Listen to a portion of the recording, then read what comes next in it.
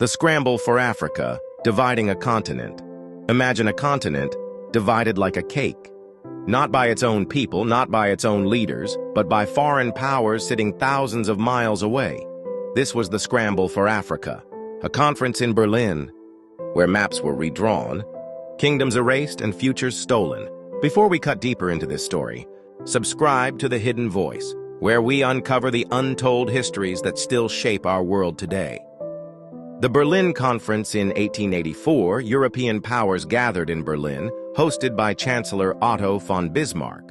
14 nations, none of them African, sat around a table to decide the fate of an entire continent. With ink and paper, they carved borders that ignored tribes, languages, and histories. Rivers became lines, mountains became dividers, families were split, and rivals were forced into the same cages.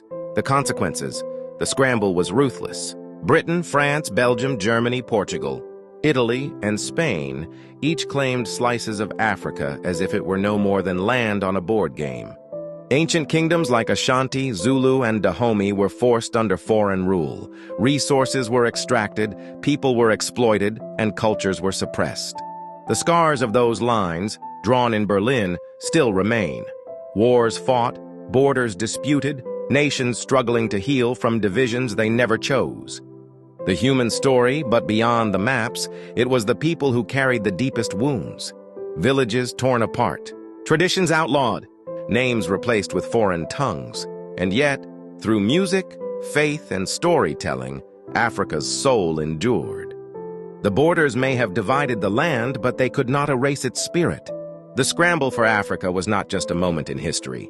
It was a turning point that shaped the world we live in today. In our next episode, we'll explore how Africa's modern wealth, from gold to cobalt, still fuels global power struggles. Subscribe to The Hidden Voice and continue this journey through the stories that speak louder than faces.